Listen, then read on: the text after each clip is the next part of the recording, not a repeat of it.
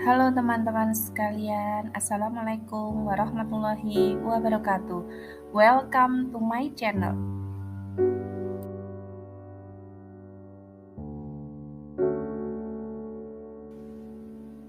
Bertemu lagi dengan saya Ermawati, saya guru dari SD Negeri Gandusari 1. Kita bertemu dalam aksi nyata modul 1.4 Budaya Positif.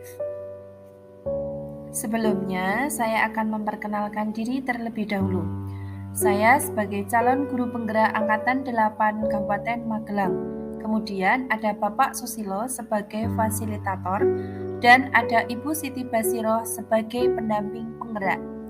Berikut adalah rancangan tindakan untuk aksi nyata modul 1.4 Budaya Positif. Latar belakang. Murid tidak suka peraturan karena selama ini jika mereka melakukan pelanggaran, maka akan mendapatkan hukuman dan cenderung akan mempermalukan dirinya. Tujuan dari aksi nyata ini adalah 1. Menciptakan murid yang merdeka dan disiplin diri yang kuat. 2. Menumbuhkan budaya positif di sekolah dengan meyakini nilai-nilai kebijakan universal. Tolak ukur. Terbentuknya keyakinan kelas melalui kegiatan kesepakatan kelas. Siswa mampu menerapkan dan menjalankan keyakinan kelas yang telah dibuat. Lini masa tindakan atau langkah-langkah yang akan saya lakukan. Pertama, menghadap kepala sekolah untuk menjelaskan pentingnya penanaman budaya positif dan keyakinan di sekolah serta meminta izin untuk mendiseminasikan bersama rekan guru. 2. Mengumpulkan rekan guru untuk melakukan diseminasi pemahaman budaya positif, keyakinan kelas dan segitiga restitusi. Ketiga, berkoordinasi dan berkolaborasi dengan wali murid untuk membuat keyakinan kelas di kelas masing-masing. 4. Memantau, merefleksikan, dan mengevaluasi keyakinan kelas yang telah dibuat. Dukungan yang saya butuhkan: 1. Dukungan dari kepala sekolah, rekan guru, serta murid agar tindakan yang telah disusun dapat dilakukan secara lancar dan menyeluruh. 2. Sarana dan prasarana untuk menumbuhkan budaya positif di sekolah. 3. Orang tua dalam melakukan budaya positif di rumah. Berikut ini merupakan kegiatan diseminasi di sekolah mengenai pemahaman dan pengalaman budaya positif. Selamat menyaksikan. Assalamualaikum warahmatullahi wabarakatuh. Waalaikumsalam warahmatullahi wabarakatuh. Puji syukur marilah kita panjatkan kehadirat Allah Subhanahu wa taala yang telah melimpahkan rahmat taufik hidayah serta hidayahnya sehingga pada hari ini Selasa 18 Juli 2023 kita dapat bersama dalam acara berbagi pengalaman budaya positif tanpa alam sakit hati. Marilah kita dengarkan bacaan hamdalah bersama. Alhamdulillah. Salawat serta salam marilah kita sanjungkan kepada baginda agung Nabi Muhammad SAW. Semoga kita mendapatkan syafaat dan dapat berkumpul di yaumul qiyamah nanti. Amin. Amin. Pada kesempatan kali ini saya sebagai moderator akan membacakan sisa acaranya. Yang pertama pembukaan, yang kedua acara inti, yang ketiga tanya jawab, 4 penutup. Sebelum kegiatan hari ini kita mulai, marilah kita baca basmalah bersama. Bismillahirrahmanirrahim. Memasuki acara yang kedua adalah acara inti. Kepada Ibu Ermawati SPG kami persilakan. Bismillahirrahmanirrahim. Assalamualaikum warahmatullahi wabarakatuh. Terima kasih atas waktu yang sudah diberikan. Saya mengucapkan terima kasih kepada teman-teman yang sudah berkenan hadir pada siang hari ini. Langsung saja ya. Jadi di sini saya akan menyampaikan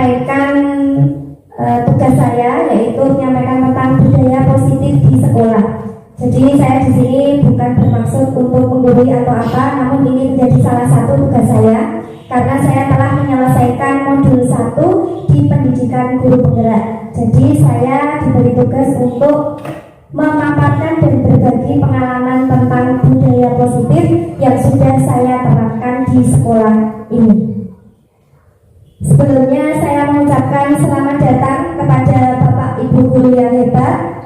Mari kita belajar bersama, berkolaborasi, saling mendukung demi mewujudkan budaya positif di sekolah kita tercinta.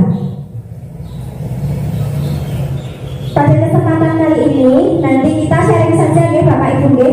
Jadi kita sharing tentang pengalaman kita, pengalaman yang sudah dilalui kita di sekolah ini, bagaimana praktek dari budaya positif yang sudah diterapkan. Ada beberapa hal yang akan saya sampaikan di sini. Yang pertama tentang perubahan paradigma belajar, kemudian yang kedua tentang disiplin positif, yang ketiga kebutuhan dasar manusia, yang keempat motivasi perilaku manusia, yang kelima posisi kontrol restitusi, yang keenam keyakinan kelas, dan yang terakhir adalah segitiga restitusi. Baik Bapak Ibu guru sekalian, kita langsung saja ke materi yang pertama, yaitu tentang pembelajaran dengan paradigma baru. Apa itu pembelajaran dengan paradigma baru? Pembelajaran dengan paradigma baru itu dirancang berdasarkan prinsip pembelajaran yang terdiferensiasi, sehingga setiap siswa itu belajar dari kebutuhan tahap perkembangannya untuk mewujudkan profil pelajar Pancasila.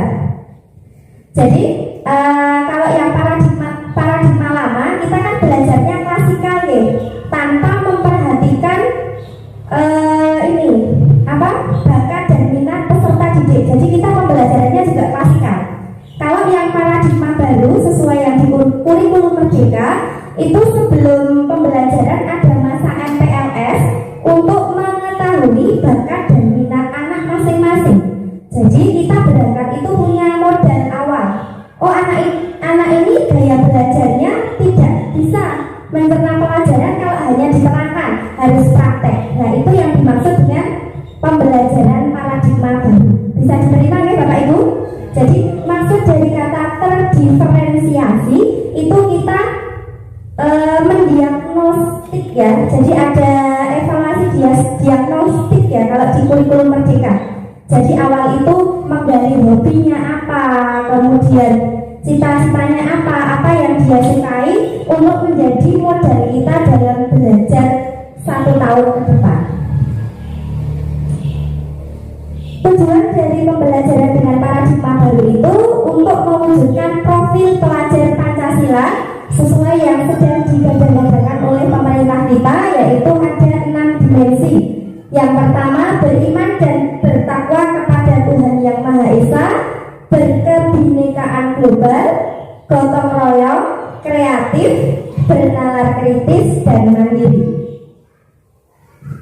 Kemudian selanjutnya, berkaitan dengan paradigma yang baru tadi, kita harus menerapkan yang namanya disiplin positif. Kita tidak asing lagi ya dengan disiplin positif. Oh, berarti kalau disiplin positif itu kita menanamkan sifat dan karakter yang positif ke anak. Dalam budaya kita, makna kata disiplin dimaknai dengan sesuatu yang dilakukan seseorang pada orang lain untuk mendapatkan kepatuhan. Kita cenderung menghubungkan kata disiplin dengan ketidaknyamanan. Betul tidak Bapak Ibu? Ya. Jadi kalau anak-anak kita itu biasanya kalau disiplin malah menjadi tidak nyaman, gitu. Karena disiplin tadi itu kesannya menuntut, beban, betul sekali beban. Jadi kalian harus masuk jam 7 sampai sekolah kalau pikir. Kalian harus mengerjakan PR. Nah itu padahal itu penerapan disiplin, akan tetapi ke anak kesannya malah menjadi tidak nyaman, jadi beban. Nanti kita akan mengulas bagaimana supaya disiplin itu menjadi tidak beban. Sebagai pendidik, tujuan kita adalah menciptakan anak yang memiliki disiplin diri sehingga mereka bisa berperilaku dengan mengacu pada nilai-nilai kebajikan universal serta memiliki motivasi intrinsik bukan ekstrinsik.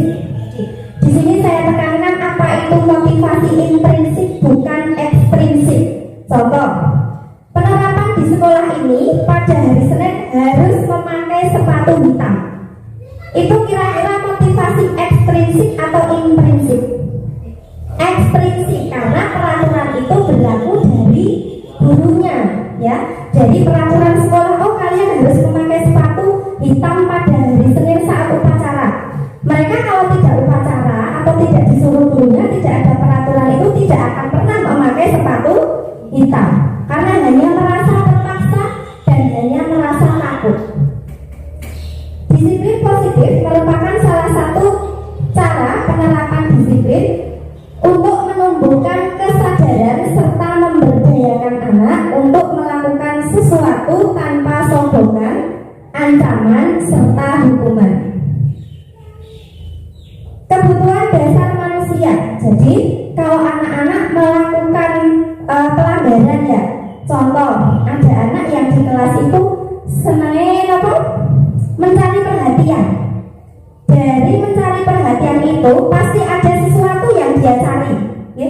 Entah dia pengen diberi kasih sayang yang lebih atau diperhatikan yang lebih. Jadi kembali lagi ke kebutuhan dasar manusia.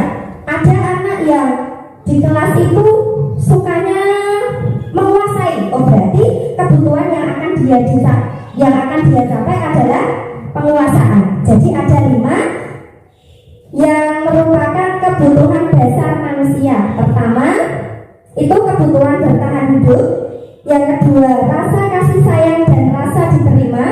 Ketiga, penguasaan. Keempat, kebebasan. Dan kelima adalah kesenangan.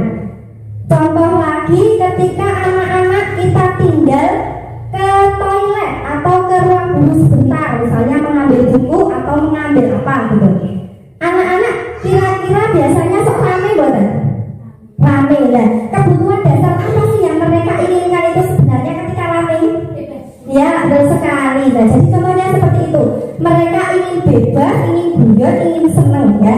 Jadi ada kebutuhan dasar mereka yang mendasari apa yang mereka perbuat. Motivasi perilaku manusia. Apa itu yang dimaksud dengan motivasi perilaku manusia? Motivasi merupakan dorongan yang timbul pada diri seseorang secara sadar atau tidak sadar untuk melakukan sesuatu tindakan dengan tujuan tertentu. Jadi ada beberapa dasar anak itu melakukan motivasi perilaku. Yang pertama, menghindari ketidaknyamanan atau hukuman. Di sini diartikan murid melakukan disiplin diri karena takut dihukum. Ini merupakan motivasi ekstrinsik. Jadi kok murid saya ini patuh sekali, perlu diidentifikasi. Dia itu patuh karena takut atau karena apa? Jadi ada 3 motivasi. Yang pertama adalah menghindari hukuman. Jadi murid itu kalau nanti tidak dihukum tidak akan patuh. Oke? Seperti contoh tadi yang sepatu hitam pada saat hari Senin. Jadi yang pertama menghindari ketidaknyamanan atau hukuman. Yang kedua, untuk mendapatkan imbalan atau penghargaan dari orang lain. Murid melakukan disiplin diri karena ia ingin mendapatkan imbalan. Ini juga termasuk motivasi ekstrinsik. Oh, ada anak yang sukanya benar rajin, kemudian patuh, ternyata dia motivasinya mendapatkan imbalan. Itu termasuk yang ekstrinsik. Nah, yang ketiga ini alasannya atau motivasinya untuk menjadi orang yang mereka inginkan dan menghargai nilai diri sendiri yang mereka percayai. Murid melakukan disiplin diri karena dia sadar akan nilai-nilai kebajikan dirinya. Ini merupakan motivasi intrinsik. Nah, ini yang akan kita tanamkan ke anak. Jadi bukan lagi karena takut, bukan lagi karena ingin mendapatkan penghargaan, akan tetapi dia itu sadar bahwa saya harus melakukan disiplin. Jadi ada tidaknya hukuman, ada tidaknya penghargaan, ada tidaknya imbalan itu tidak berpengaruh ke anak. Ini yang harus kita terapkan. Jadi motivasi yang paling baik adalah motivasi yang intrinsik. Untuk selanjutnya ada konsep hukuman dengan identitas gagal.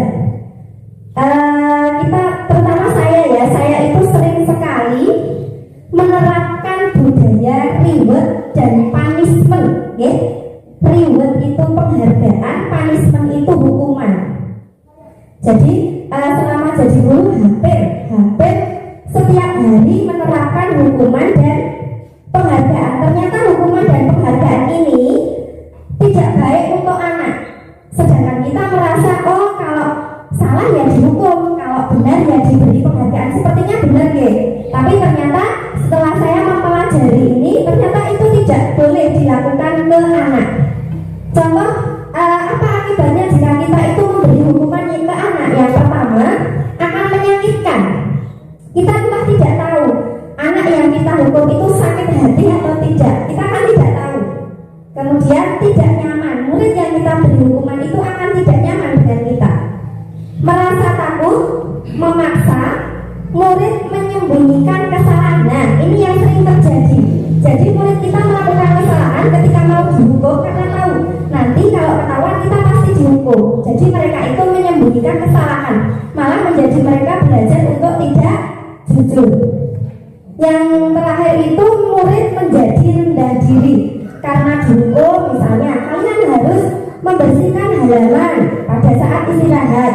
Nanti kan teman-temannya tahu, oh kamu kenapa kok disuruh membersihkan halaman pas istirahat? Karena saya nggak mengerjakan PR. Nah itu malah dia akan menjadi tidak pede dengan dirinya. Nah ini kalau yang sekarang yang penghargaan, apa sih sisi negatifnya dari penghargaan? Ternyata ada. Yang pertama, tidak efektif. Kenapa? Karena yang mendapat penghargaan, coba ngengen, yang mendapat penghargaan itu saja, ya tidak. Mau dibuat pembelajaran seperti apa, mau dibuat permainan seperti apa, ya pemenangnya itu. Ya jadi tidak efektif. Kita hanya tertuju pada salah satu murid. Yang selanjutnya akan merusak hubungan atau menimbulkan sifat iri. Ya, jadi teman yang dapat penghargaan, anak yang dapat penghargaan akan mendapatkan terus, sedangkan yang tidak akan mendapat. Kemudian timbullah rasa iri.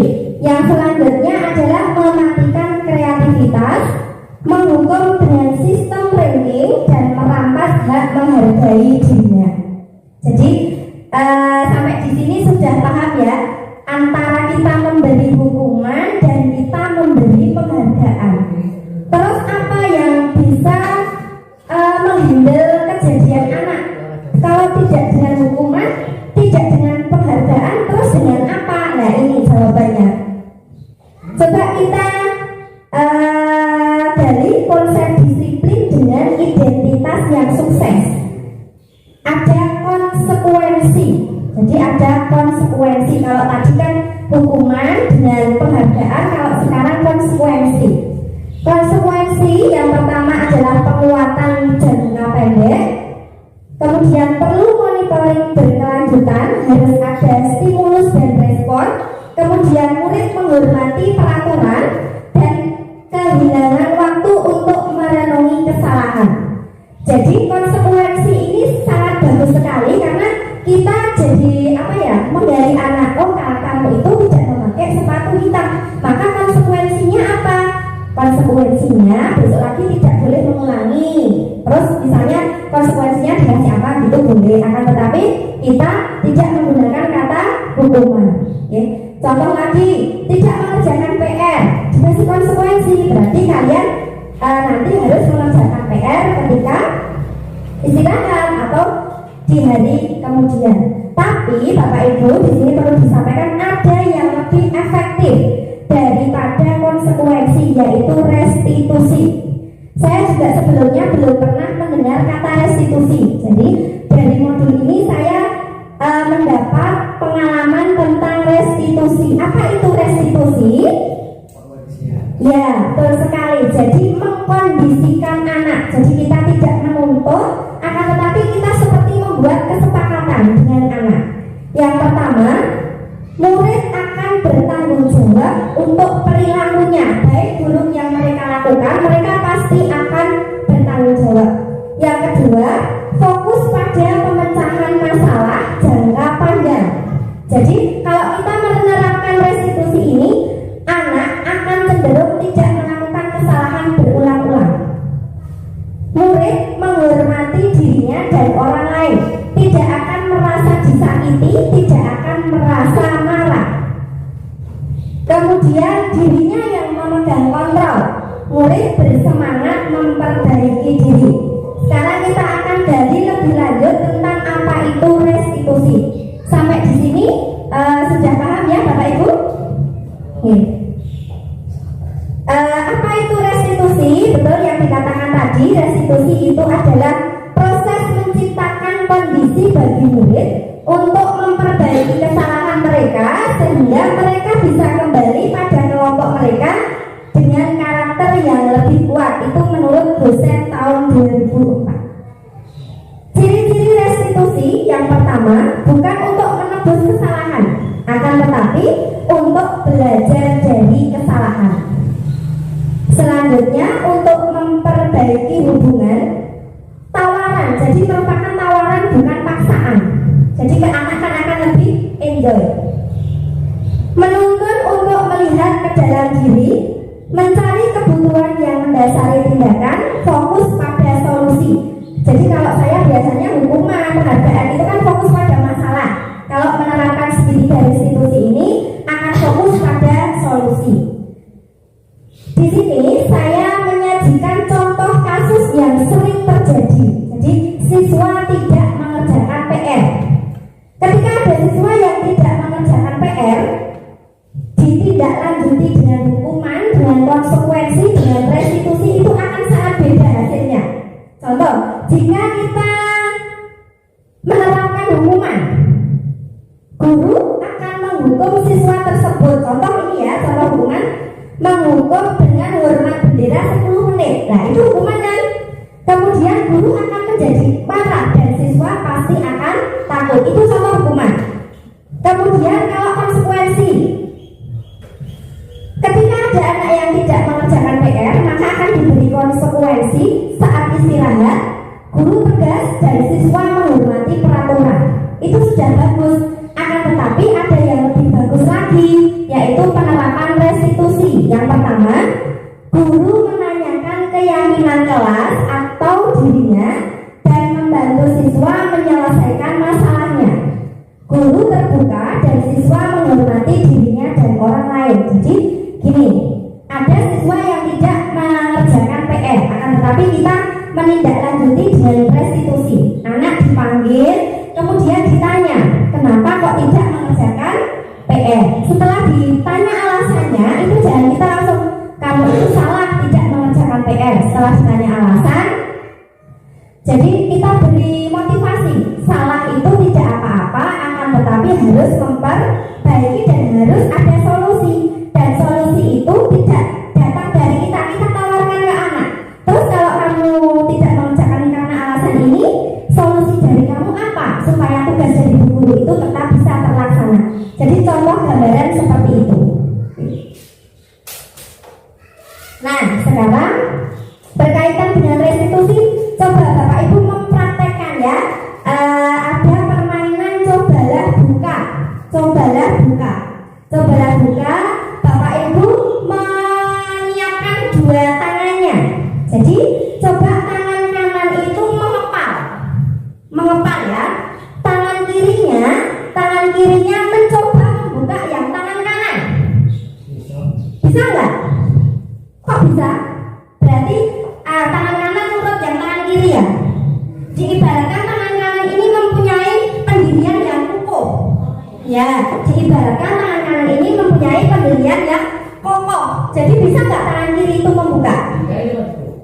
Bisa. Ketika tangan kiri itu berusaha dengan maksimal, sekuat. Jadi sama-sama kuat ya antara tangan Kanan sama kiri. memiliki pendirian yang kuat.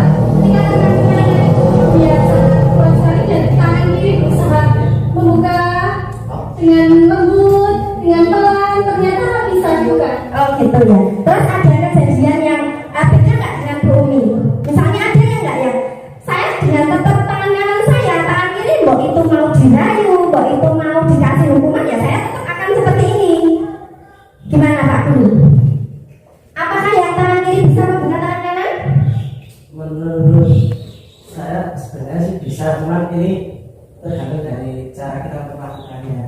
Jadi dengan mungkin ya pendekatan dengan cara kita mendekati kan mungkin dengan pelan dia bisa mau berubah sendiri. Nah, betul sekali. Jadi diibaratkan Ibaratnya kayak batu kena air terus. oh ya, terkikis. Ya, betul sekali.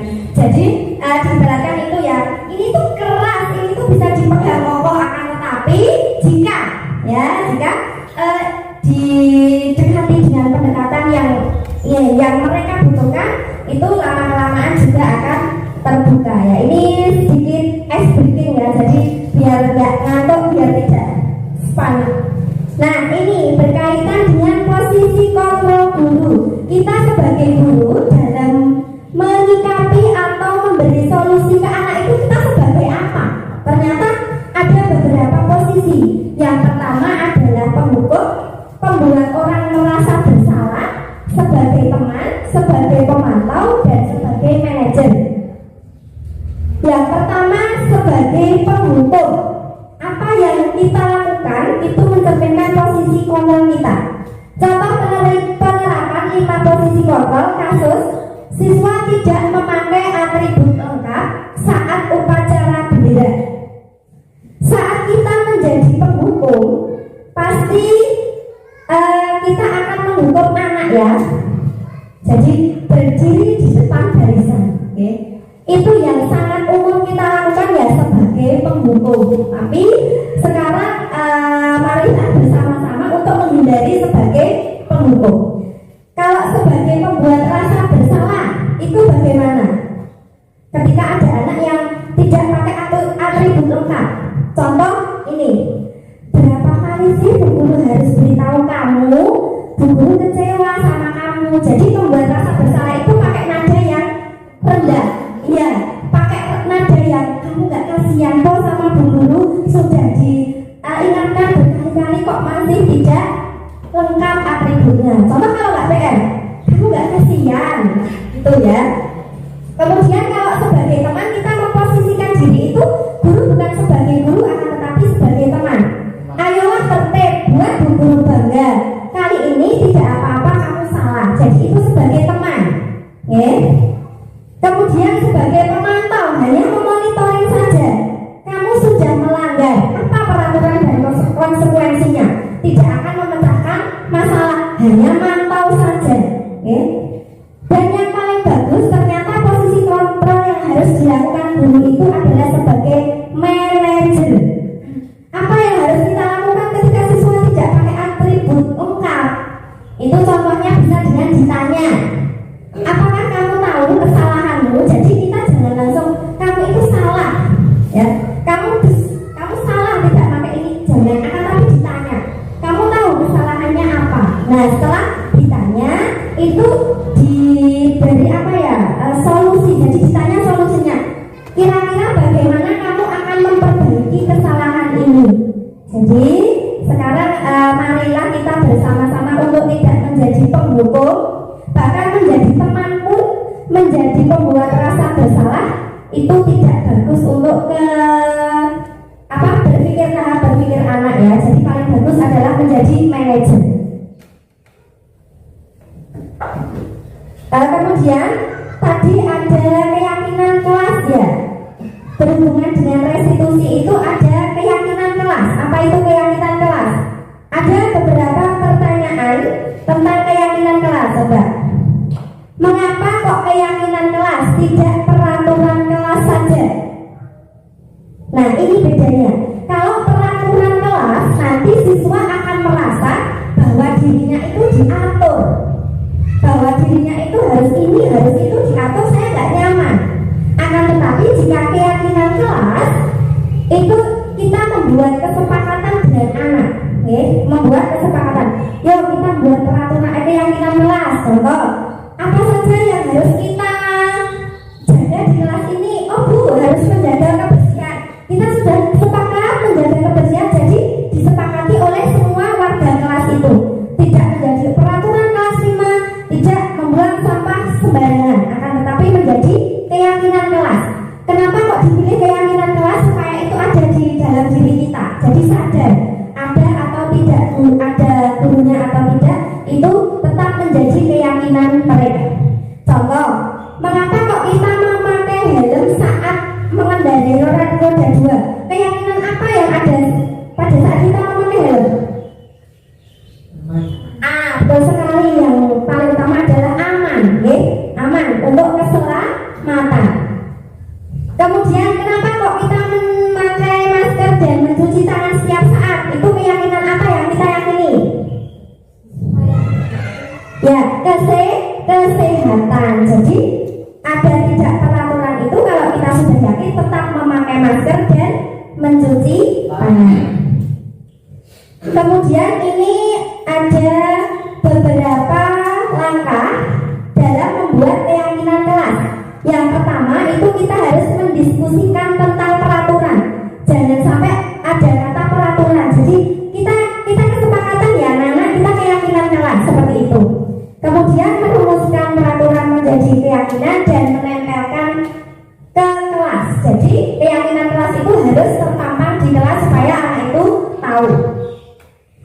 Berikut ada contoh keyakinan kelas 5 yang sudah saya buat. Itu yang pertama adalah saling membantu, ibadah tepat waktu, jujur dan dapat dipercaya, peduli, saling menyayangi, disiplin, menghargai guru dan teman, sopan santun, kebersihan dan sebagian diri.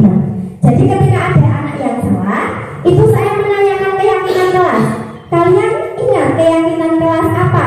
Nah, contoh ada anak yang terlambat. Kalian ingat keyakinan kelas apa yang sudah kita buat? Oh, disiplin Bu. Berarti kamu sudah menyimpang dari keyakinan kelas ya. Jadi kembalikan lagi ke keyakinan kelas yang sudah kita buat. Jadi anak akan merasa dengan sendirinya itu sudah akan merasa bersalah tanpa kita menjadi pembuat rasa bersalah. Seperti itu ya Bapak Ibu. Kemudian bagaimanakah pembentukan keyakinan kelas? Lebih abstrak dari peraturan, berupa pernyataan universal, dibuat dalam bentuk disiplin, sedikit saja agar mudah diingat ya. Jadi kata-kata juga yang pendek saja, tidak usah yang panjang lebar, sesuai dengan kondisi sekolah dan kelas supaya mudah diterapkan. Kemudian semua warga sekolah juga dilibatkan saat membuat. Materi yang selanjutnya itu ada segitiga restitusi. Jadi dari restitusi kemudian posisi kontrol guru dan yang terakhir adalah segitiga restitusi. Segitiga restitusi itu adalah langkah-langkah kita yang harus dilalui ketika menerapkan restitusi. Yang pertama, menstabilkan identitas. Jadi kita semua akan melakukan hal terbaik yang bisa kita lakukan. Yang kedua, validasi tindakan yang salah. Yang ketiga adalah menanyakan keyakinan. Nah, Bapak Ibu, di sini ada sebuah video yang sudah saya buat tentang penerapan segitiga restitusi. Jadi Bapak Ibu bisa menyaksikan contoh video yang sudah saya buat tentang penerapan itu. Mohon disimak, nanti kalau ada yang perlu ditanyakan bisa ditanyakan. Jadi penerapan restitusi itu tadi ada anak yang berbuat salah, akan tetapi kita tidak di posisi sebagai penghukum, tidak di posisi pembuat rasa bersalah, akan tetapi kita memposisikan diri sebagai manajer.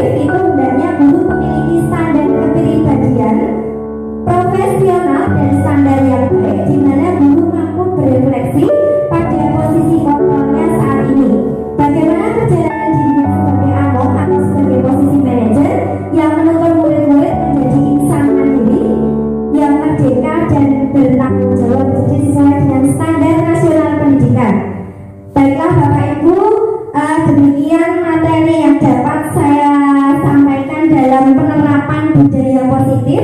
Semoga sesi belajar kita hari ini membawa manfaat sehingga dapat mewujudkan profil pelajar Pancasila. Salam merdeka belajar. Mohon maaf apabila ada salah kata dan salah sikap. Sekali lagi terima kasih atas perhatian Bapak dan Ibu guru sekalian. Waktu saya kembalikan ke moderator. Billahi taufiq wal hidayah. Wassalamualaikum warahmatullahi wabarakatuh.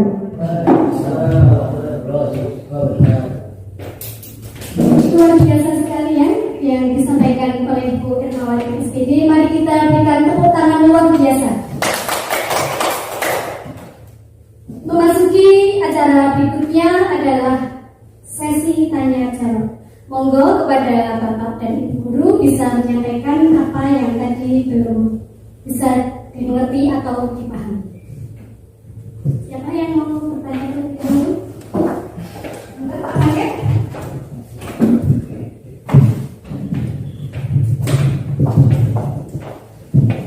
Terima kasih atas waktu yang diberikan oleh moderator.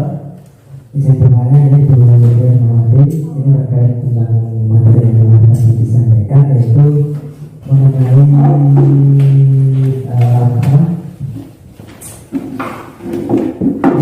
restitusi. Restitusi ya, itu ada tiga tahapan ya. Terus ketika restitusi ya. Nah itu kita sebagai pendidik yang baik itu langkah apa sih yang pertama yang harus kita kuasai terlebih dahulu sebelum kita merujuk kepada peserta didik kita yang harus diberikan stimulus seperti itu gitu. Itu saja sih yang dapat saya sampaikan. Mungkin dapat dijawab sebisa mungkin ya. Satu-satu atau langsung? Oh iya. Ada yang langsung mau menambah? Ada yang mau menambah sekalian? Atau dijawab satu-satu saja dulu? Baik, terima kasih kepada Pak Hakit yang sudah memberikan pertanyaan yang sangat mau sekali ya. Jadi seperti ini yang ditanyakan. Langkah segitiga restitusi itu kan ada tiga, ya, ada tiga, yaitu menstabilkan identitas, validasi tindakan yang salah, dan menanyakan keyakinan. Yang ditanyakan sebelum masuk ke tiga langkah itu, kita sebagai guru harus menanamkan sikap apa dulu, gitu, supaya kita terbiasa. Mungkin seperti itu pertanyaannya, ya. Jadi saya akan mencoba menjawab sebisa saya. Apabila nanti kurang puas, bisa dilanjut di belakang, ya. Jadi seperti yang sudah saya katakan tadi, bahwa kita itu seringnya sebagai penghukum, sebagai pembuat rasa bersalah, bahkan jarang menjadi teman, apalagi sebagai manajer, gitu. Jadi posisi kontrol yang baik itu adalah manajer. Manajer itu merupakan penerapan dari segitiga restitusi. Jadi menurut saya langkah apa sebelum melakukan restitusi? Ya kita sedini mungkin menghindari sebagai penghukum. Ya, walaupun itu berat karena sudah mendarah daging. Saya pun juga ya. Jadi dari awal menjadi guru sampai kemarin, bukan hari ini ya, sampai sebelum mendapat materi ini, ya saya sebagai penghukum dan membuat rasa bersalah. Jadi setelah ini berusaha dulu dari diri kita sendiri untuk tidak selalu langsung menghukum. Jangan fokus kepada kesalahannya, akan tetapi fokuslah pada solusi. Ada anak yang tidak mengerjakan PR, contoh, jangan fokus kepada kamu kok kenapa tidak mengerjakan PR, itu jangan. Akan tetapi kita fokus ke masalahnya. Ini saya ada contoh video anak yang tidak mengerjakan PR. Jadi bagaimanakah kita harus memposisikan diri sebagai manajer, tidak menghukum. Saya tidak menghukum, akan tetapi saya berusaha menjadi manajer. Entah itu ini sudah menjadi manajer sesungguhnya atau tidak, saya juga tidak tahu. Akan tetapi benar-benar berusaha tidak menjadi penghukum. Saya putarkan video, Ini ada kasus yang tidak mengerjakan PR. Waalaikumsalam, selamat siang, selamat masuk. Silakan Mbak Alia. Apa kabar hari ini, sehat? Alhamdulillah, sehat. Mbak Alia, tahu tidak kenapa kita di sini? Ada masalah atau kendala sehingga kami tidak mengerjakan tugas? Mbak Amanda, gak usah malu atau takut, bicara saja yang jujur. Ibu tidak akan marah kalau boleh tahu kenapa kamu tidak melakukan itu. Di rumah tidak ada teman untuk mengerjakan tugasku. Oh, tidak ada teman. Kalau di rumah ada tidak kakak atau orang tua barangkali? Ada sendiri, mereka semua sendiri. Mbak Amanda, memang semua orang pernah melakukan kesalahan dan juga merasa tidak ada teman atau merasa orang di sekeliling kita semua. Mungkin mereka bisa membantu Mbak Amalia kalau Mbak Amalia tidak tolong. Lantas, kenapa Mbak Amalia tidak mencoba untuk meminta tolong atau ikut dan kelompok dengan teman?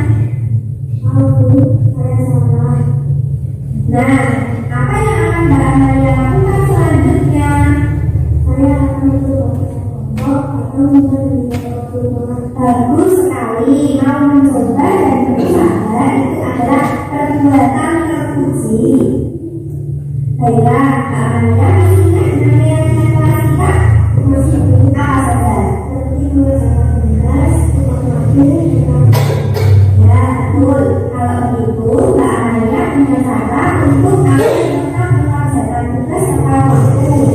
Kalau begitu, saya bisa bekerja kelompok dan meminta nah, dengan itu, Mbak Amalia sudah melaksanakan keyakinan kelas dengan mengubah kesalahan. Ibu pun juga senang. Ya, Bu, terima kasih. Memasuki acara berikutnya adalah penutup. Sebelum acara saya tutup, saya sebagai moderator mohon maaf apabila ada tutur kata yang kurang berkenan. Saya akhiri, wassalamualaikum warahmatullahi wabarakatuh. Waalaikumsalam warahmatullahi wabarakatuh. Assalamualaikum warahmatullahi wabarakatuh. Perkenalkan, nama saya Kurniawati SPD. Saya kepala sekolah tempat di mana Bu Ermawati mengajar, yaitu di SD Negeri Gandusari 1, Kecamatan Bandongan, Kabupaten Magelang. Saya bangga dengan Bapak Ibu Guru SD Negeri Gandusari 1 yang mempunyai etos kerja yang tinggi. Khususnya, saya bangga kepada Bu Ermawati yang masuk menjadi guru penggerak Angkatan 8 Kabupaten Magelang. Diseminasi pengimbasan yang dipaparkan Ibu Ermawati merupakan aksi nyata dalam program guru penggerak. Mudah-mudahan pengimbasan ini bersifat permanen, jangan seperti magnet yang apabila ditinggal akan menjadi hilang kemagnetannya. Mudah-mudahan diseminasi yang dilakukan Ibu Ermawati akan menjadi contoh bagi guru SD Negeri Gandusari 1, akan mendisiplinkan anak yang nantinya akan meningkatkan motivasi untuk belajar. Demikian yang dapat saya sampaikan. Sekali lagi selamat kepada Bu Erma. Salam guru penggerak, tergerak, bergerak, menggerakkan. Assalamualaikum warahmatullahi wabarakatuh. Assalamualaikum warahmatullahi wabarakatuh. Perkenalkan, saya Umi Hanif Mubarakah. Saya mengajar di SD Negeri Gandusari 1, Kecamatan Bandongan, Kabupaten Magelang. Saya adalah rekan sejawat Ibu Ermawati SPD, CGP Angkatan 8. Di sini saya akan memberikan testimoni tentang aksi nyata yang dilaksanakan Ibu Ermawati SPD dalam proses pembelajaran. 1. Kreatif dan inovatif. Ibu Ermawati SPD sangat kreatif dan inovatif dalam pembelajaran, menjadikan siswa sangat antusias dalam belajar. 2. Kesepakatan kelas. Kesepakatan kelas yang dibuat bersama menjadikan anak-anak lebih percaya diri dan lebih bertanggung jawab. Untuk saya pribadi, sangat memotivasi saya untuk selalu belajar dan belajar. Harapan saya, semoga apa yang sudah dipelajari Ibu Ermawati di CGD bisa dilaksanakan di sekolah SD Negeri Gandasari 1. Demikian testimoni yang saya berikan. Saya akhiri. Wassalamualaikum warahmatullahi wabarakatuh.